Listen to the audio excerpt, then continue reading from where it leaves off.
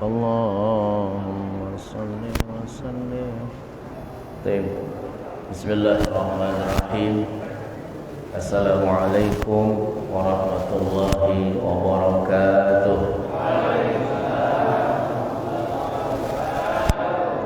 Alhamdulillah, wassalatu wassalamu ala rasulillah wa ala alihi wa ashabihi wa man tabi'ahum bi ihsanin ila yaumil qiyamah.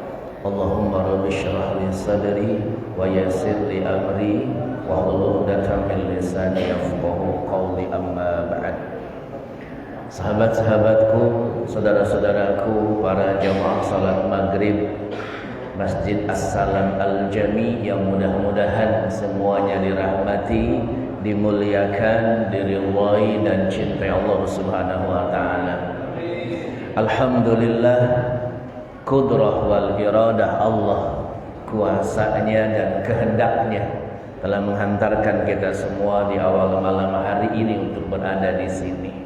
Sungguh berbahagia seyogyanya jiwa-jiwa yang dihadirkan di sini. Inilah bukti bahwa Allah masih sayang sama kita. Allah masih berkehendak baik kepada kita. Maka saya mengajak diri ini dan saudaraku sekalian, saat ini di sini mari kita labuhkan kerinduan kita kepada Allah Subhanahu wa taala. Setuju apa tidak nih?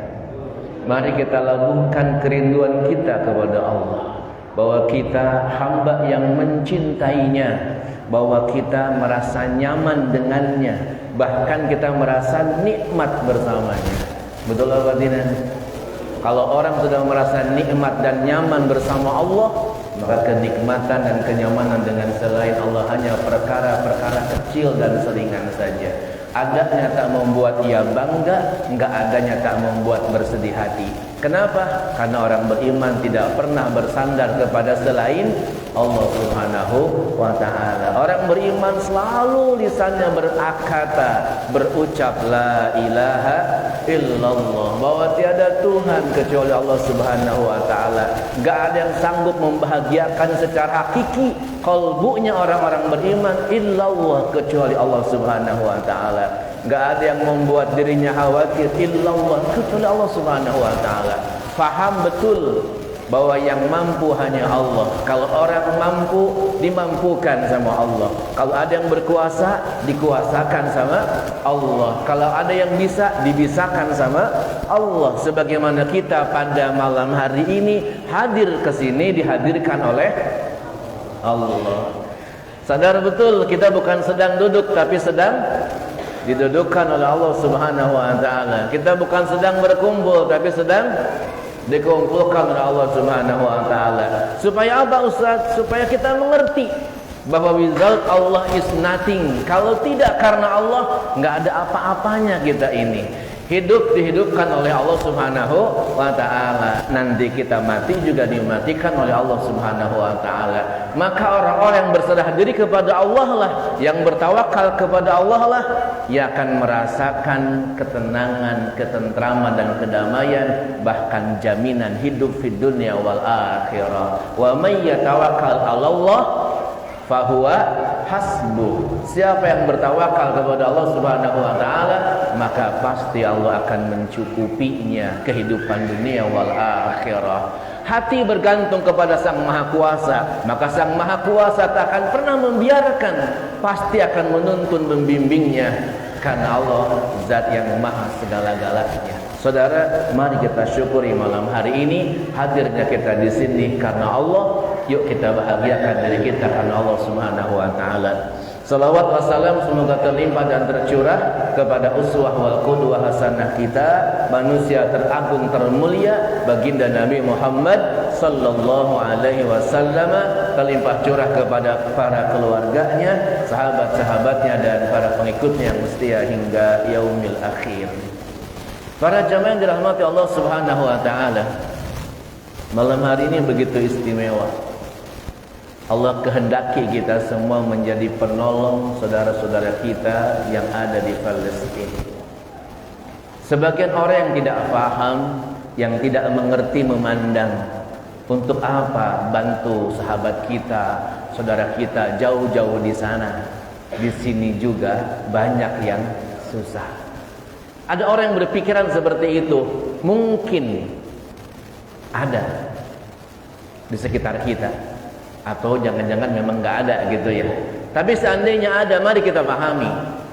Pikiran itu sepertinya benar, ya, seolah melegalisasi pendapat iya. Tapi mari kita sadari bahwa keadaan di sini dengan keadaan di sana jauh berbeda. Yang susah di sini masih bisa tidur nyenyak, pulas, ya, masih bisa makan. Ya, tapi di sana jangankan tidur nyenyak, lihat langit bukan indahnya langit bertabur bintang gemintang, birunya langit begitu indah dipandang. Tapi di sana justru pesawat tempur, ledakan bom, asap yang menghiasi kehidupan mereka. Kalau sekarang mereka bisa makan, besok mereka berpikir adakah rezeki dari Allah Subhanahu wa taala yang bisa ia makan. Bukan sekedar sakit, tapi ribuan nyawa terus berhilang, terus melayang, seolah menjadi pemandangan yang biasa di sana. Kalau saat itu petugas kesehatan mengatakan kita sekarang masih hidup, besok belum tentu. Kenapa? Karena bisa jadi bom akan nyasar, bisa jadi saat itu salah sasaran. Saudara, keadaan yang mencekam itu tidak bisa dipikirkan dengan logik, bahwa kita membantu yang dekat dan membiarkan yang jauh. Tapi di sana darurat.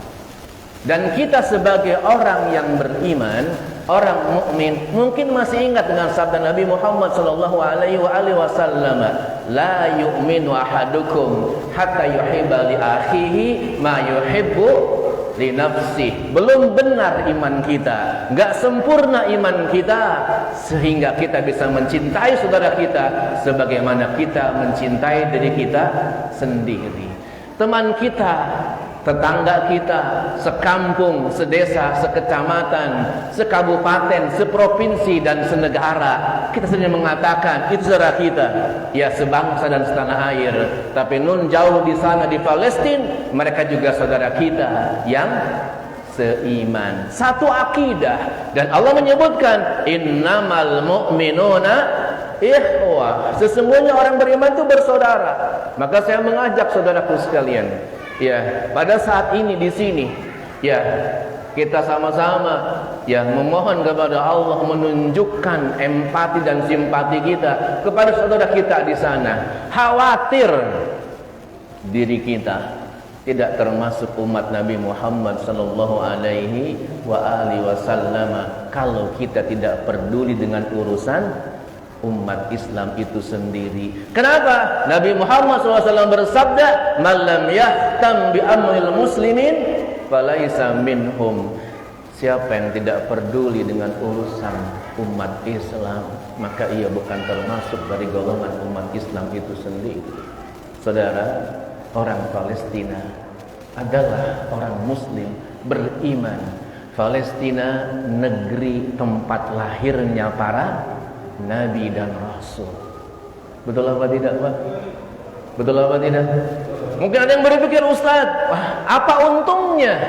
Ya, saya membantu Palestina terhadap orang-orang yang berpikiran sebaliknya. Saya juga ingin bertanya, apa ruginya kalau kita membantu Palestina dan kita tidak membantu Palestina? Saudara, mari kita pahami. Di Palestina, halo, kita ngajinya khusus bab ini aja ya malam hari ini, nggak usah bab lain.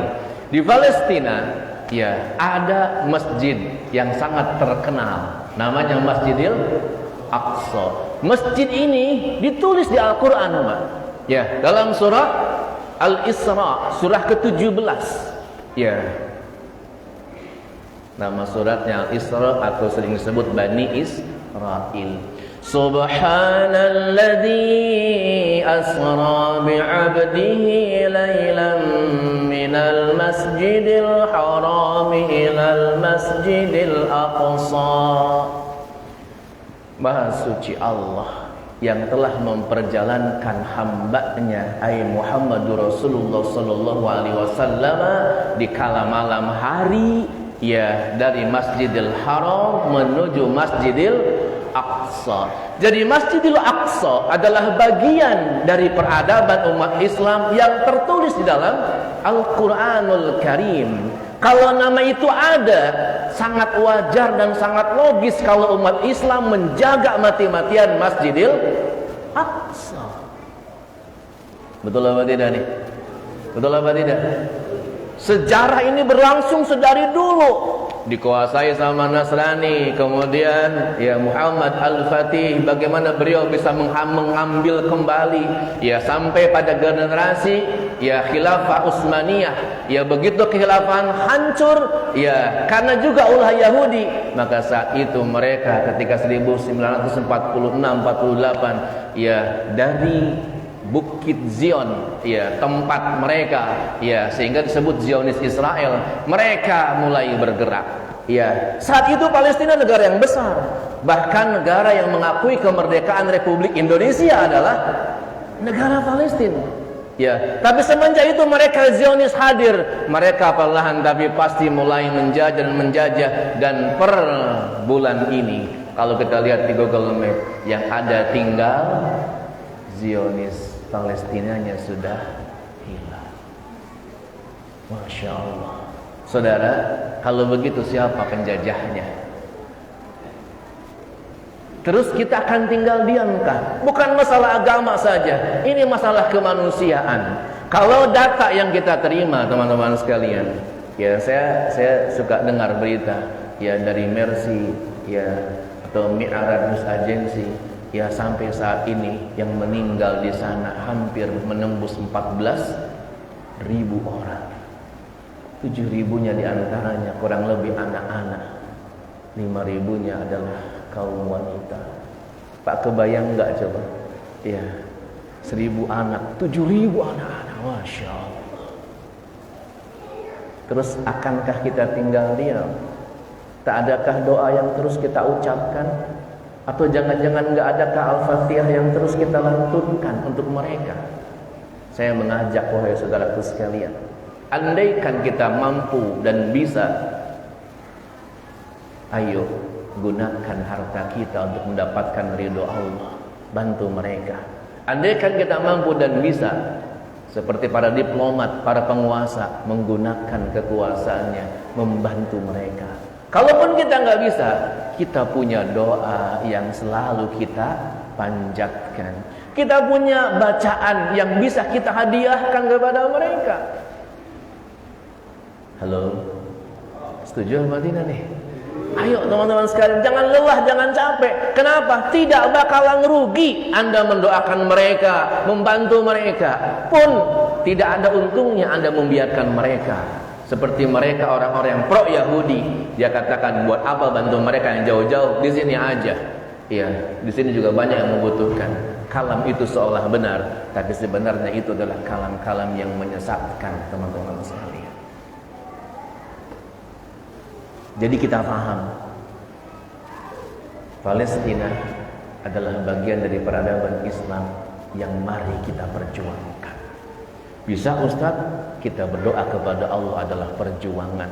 Kecil memang, mungkin seperti burung pipit yang kala itu ya hendak memadamkan api yang membakar Nabiullah Ibrahim, ya yang diketawakan oleh cicak, ya oleh yang lain. Hei burung pipit, ya apa mungkin itu api bisa memadamkan? Apa jawab dia? Setidaknya saya telah membantu membela kebenaran ini. Karena sesungguhnya hasilnya terserah Allah. Saudara, kalau kita mau tafakur, emang betul. Lillahi ma fis samawati wa ma fil ardh. Semuanya punya Allah. Kalau Allah mau hancur, hancur enggak? Hancur enggak? Hancur, gampang sekali. Tapi kan waktunya belum. Semua masih di ujian. Sama kalau Allah mau matikan kita, mati enggak? Mati. Tapi kan waktunya belum. Sesuai dengan waktu yang dikehendaki. Innama amruhu idza arada syai'an ayyaqula lahu kun fayakun. Lantas itu untuk apa sahabat-sahabat sekalian? Saudara, kalau yang meninggal dunia, saya yakin 100% mereka yang dizolimi, yang dibunuh, pasti masuk surga. Betul atau tidak? Saya yakin 100%. Iya. Kenapa? Dalam hadis riwayat, ya riwayat hadis menyebutkan ketika ada orang yang dibunuh, ya maka dosa orang yang dibunuh akan diambil oleh yang membunuh seandainya punya dosa. Ya. Kalau anak-anaknya dosa apa enggak? Maka kemuliaan sudah Allah siapkan untuk mereka. Terus kita bagaimana, Ustaz? Kita yang jadi ujian bagi mereka. Setidaknya harus ada kekhawatiran kalau nanti dihisab di yaumil qiyamah, Asep, apa pedulimu terhadap Palestina? Saya bisa menjawab, saya telah berkumpul bersama-sama di Masjid Salam Al-Jami, telah salat janazah, telah berinfak bersama-sama. Mudah-mudahan ini menjadi wasilah bahwa kita selamat dari hisab kelak di akhirat. Cukupkah malam ini saja? Cukup apa enggak? Enggak cukup, Pak. Kalau mau tidur, Anda lihat Palestina bagaimana, bacain Al-Fatihah buat mereka. Al-Fatihah. Seperti itu. Ya, kembali kepada Palestina. Palestina negerinya para nabi, Nabiullah Ibrahim, ya. Nabi Musa, Nabi Isa, ya. Bahkan isarah kenabian Nabi Muhammad sallallahu alaihi wasallam ketika datang ke Basrah, ya, juga disebutkan, ya, bahwa Nabi Muhammad sallallahu alaihi wasallam adalah nabi yang terakhir yang ada. Maka beliau segera kembali ke Jazirah Arab kala itu. Saat itu belum jadi nabi gitu ya, masih muda ketika melaksanakan perjalanan bisnisnya, kira-kira begitulah. Nah, jamaah yang dirahmati Allah Subhanahu wa taala, Masjidil Aqsa adalah kiblat pertama yang mari kita pahami. Ya, Nabi Muhammad menghadap Masjidil Aqsa, satu riwayat menyebutkan kurang lebih 17 bulan. Ya, lama nggak tuh? Cukup lama ya menghadap sana, sehingga ya pada saat itu Allah melihat qad nara taqalluba wajhika fis sama falanwalliyannaka qiblatan tardahu fawalli wajhaka syatral masjidil haram. Allah melihat Nabi Muhammad sendiri mengadahkan wajahnya ke langit. Ya, Nabi Muhammad ingin ya selalu mengadahkan wajahnya meminta kepada Allah Subhanahu wa taala, sampai akhirnya Allah putuskan, maka sekarang hadapkan wajahmu syatral masjidil haram, ke masjidil haram. Dan ini keputusan dari Allah. Orang-orang Yahudi, Nasrani paham enggak itu? Paham, itu semua dari Allah Subhanahu wa taala. Dipindahkan kiblatnya dari Masjidil Aqsa ke Masjidil Haram. Saat itu salat, maka terjadi dua arah sehingga ada sebuah masjid disebut Masjid Qiblatain. Turunnya ayat tersebut. Saudara, mari kita yakini bahwa ketika kita membelanya, kita aksi untuk mereka, kita berderma untuk mereka, berdoa untuk mereka, bagian dari kecintaan kita, bagian dari amal saleh, bahkan wujud solidaritas kita kepada saudara-saudara kita yang seiman di sana. Mudah-mudahan kita istiqomah. Amin. Takbir. Takbir. Takbir.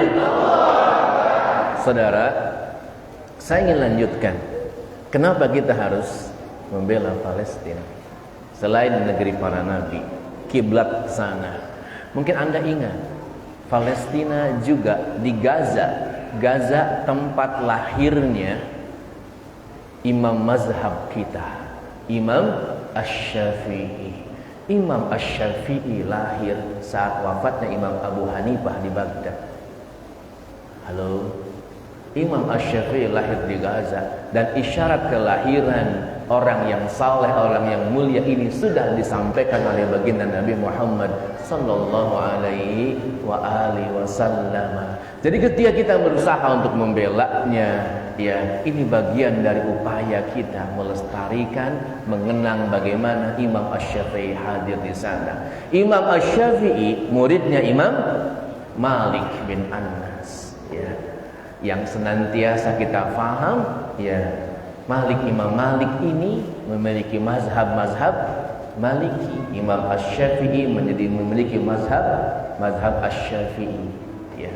Nah, saudaraku yang dirahmati Allah Subhanahu wa taala, yuk kita sama-sama ya memiliki semangat terus untuk menjadikan hari-hari kita, waktu-waktu yang kita lalui, bagaimana kita bisa menunjukkan empati dan simpati kita terhadap saudara-saudara kita di sana. Sampai di sini kira-kira ketangkep, Pak? Ketangkep tidak? Masih ada kealasan untuk tidak peduli kepada mereka, saudaraku sekalian? Ustaz, kenapa ya kalau begitu kok Yahudi kayaknya bersikeras banget sih pengen menguasai mereka? Ya, saudara, secara general mari kita pahami bahwa Yahudi dan Nasrani ini sebenarnya adalah kelompok yang tidak akan pernah ridho kepada Islam, nggak bakalan ridho.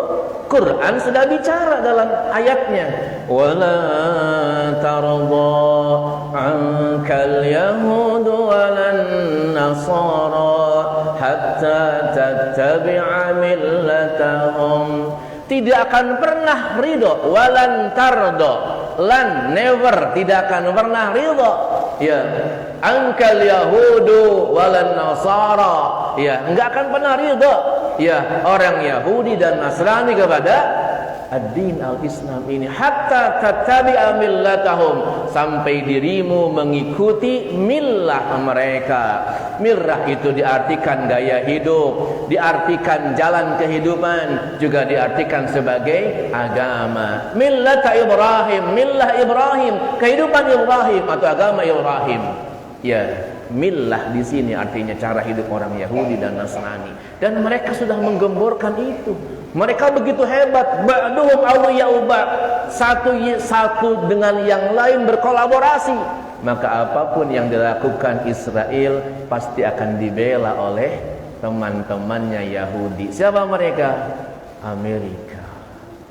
Ya, yang punya jalur keturunan Yahudi pasti mereka akan membela. Dan mereka sudah mengira ya bahwa akhir zaman itu sudah dekat. Kemenangan mereka menyadari bahwa Sang Mesias, wakil Tuhan, itu akan segera hadir ya, memberikan kemenangan, ya, memberikan kebahagiaan, kesenangan kepada mereka. Sang Mesias ini hadir kalau Palestina sudah menjadi Yahudi semuanya.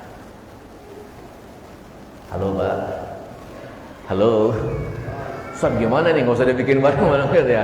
Dan sekarang mereka sudah banyak yang balik dari Europe, dari Amerika, semua sudah mulai berkumpul di sana. Ya, dan Sang Mesias ini tidak akan muncul sampai ya daerah Palestina yang sekarang dikuasai Zionis Israel tersebut berubah menghijau dengan kehijauan yang luar biasa. Dan fakta sekarang bagaimana, Pak? Mereka gembor-gembor sudah melakukan penghijauan di mana-mana dengan menanam pohon apa, Pak? Pohon gharqad. Masya Allah. Ya, ini ciri-ciri teman-teman sekalian. Ada yang menyebutkan Sang Mesias itu apa? Ada yang mengatakan Sang Mesias itu adalah Dajjal. Ya, yang mereka berarti ada kemungkinan ya bahwa ternyata sekutu yang sebenarnya bagi Dajjal adalah Zionis Israel itu.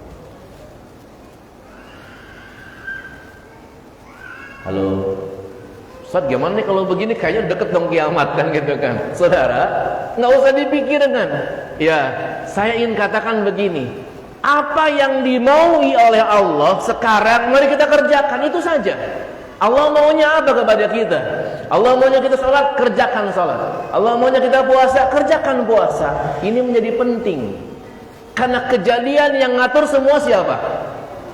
Halo, saya ulangi, kejadian semua yang ngatur siapa?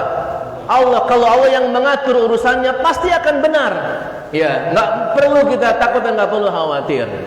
Tapi bagaimana Ustaz kita di sini, saudara? Di sini dengan di sana cukup lumayan jauh jaraknya. Ya,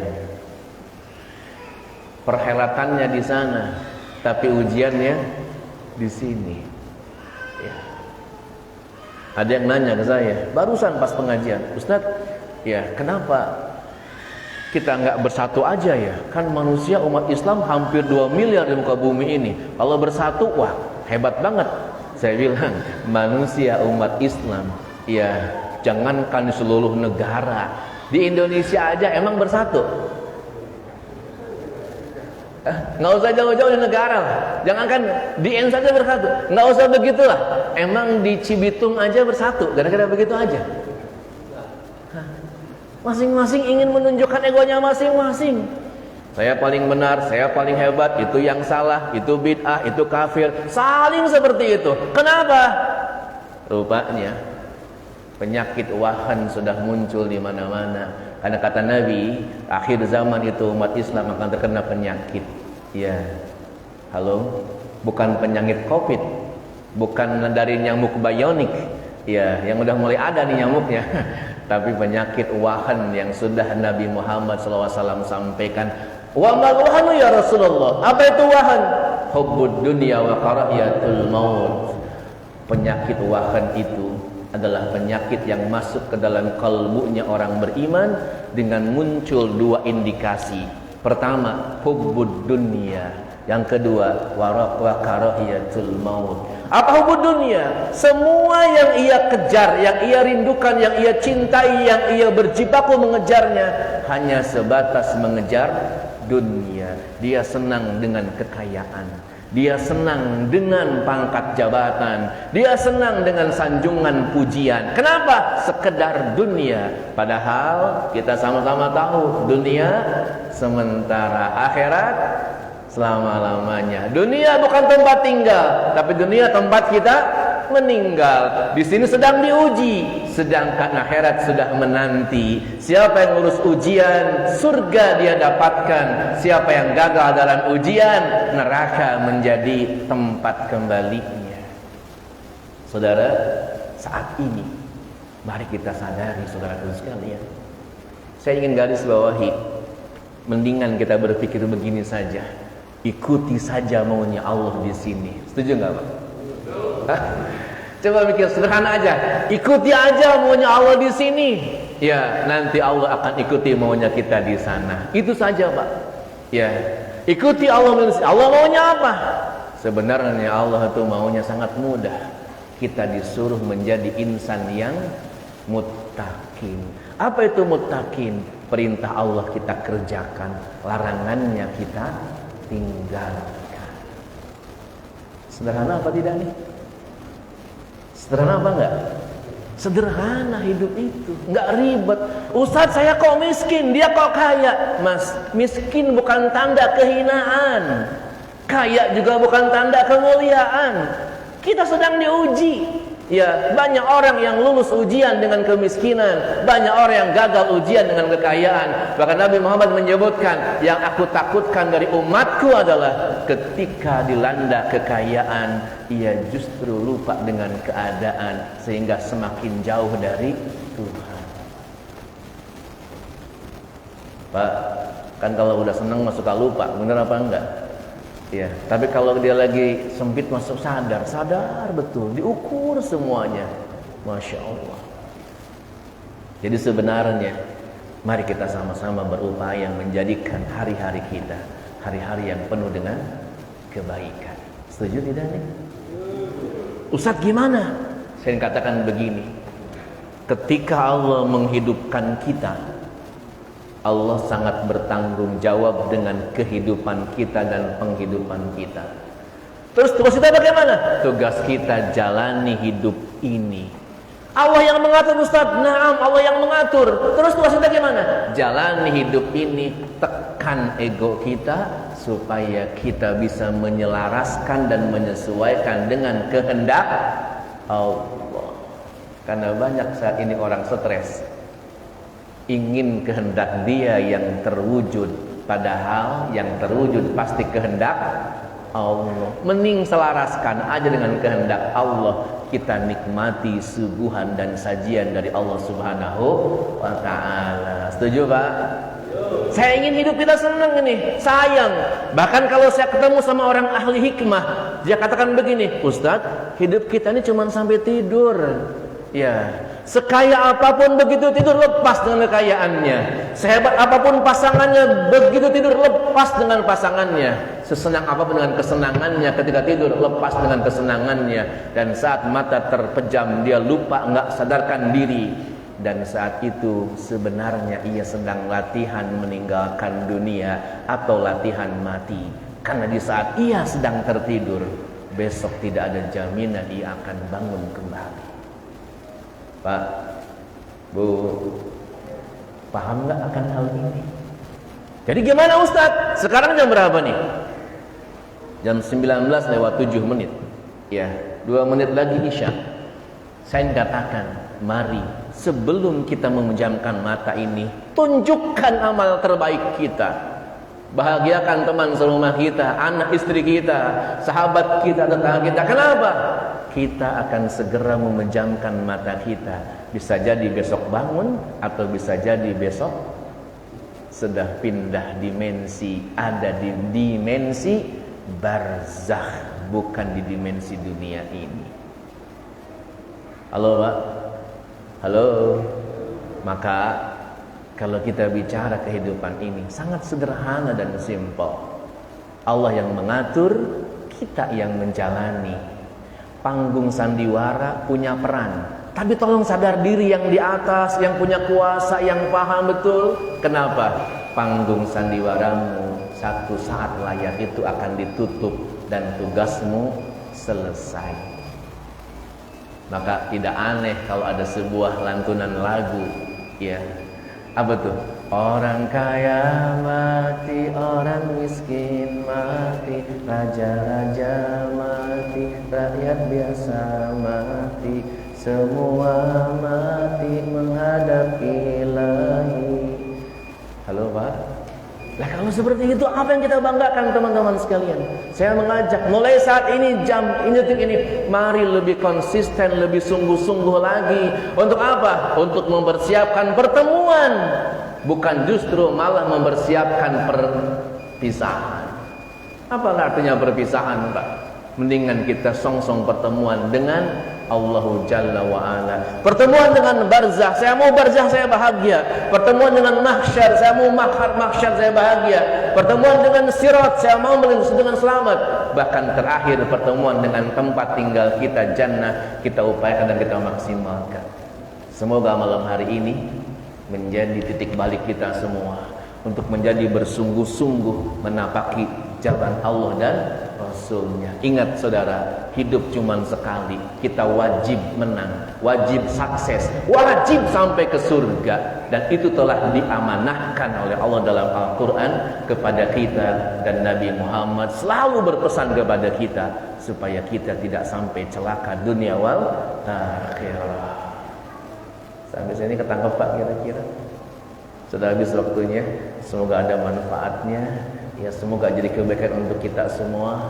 Dan saya mengajak saudara, jangan kita kemudian berhenti dan merasa lelah untuk sampai kepada Allah. Karena kita disuruh oleh Allah, wa'bud rabbaka hatta ya'tiyakal yakin. Bertahanlah dirimu untuk menjadi hamba Allah, kata Allah, sampai datang kematian. Setelah itu kenikmatan, kebahagiaan akan disuguhkan dan disajikan oleh Allah kepada kita. Menjadi hamba Allah sekarang saat sakaratul maut indah. Menjadi hamba Allah sekarang saat barzakh penuh dengan berkah, penuh rahmat dan magfirah. Barzakhnya menjadi raudhah min riyadil jinan. Saat sekarang jadi hamba Allah, saat dibangkitkan di mahsyar, kita dalam naungan rahmat Allah Subhanahu wa taala. Yuk sama-sama menjelma menjadi hamba Allah Subhanahu wa taala. Karena kalau enggak jadi hamba Allah, terus menjadi hamba siapa? Pak, halo. Kalau nggak jadi hamba Allah, jadi hamba siapa? Kalau nggak ikut aturan Allah, mau ikut aturan siapa? Kalau nggak berjuang di jalan Allah, mau berjuang di jalan siapa? Kalau nggak berkorban untuk Allah dan Rasulnya, terus mau berkorban untuk siapa? Semua kembali kepada Allah. Inna lillahi wa inna ilaihi raji'un. Subhanakallahumma wa bihamdik, asyhadu an la ilaha illa anta, astaghfiruka wa atubu ilaik. Assalamualaikum warahmatullahi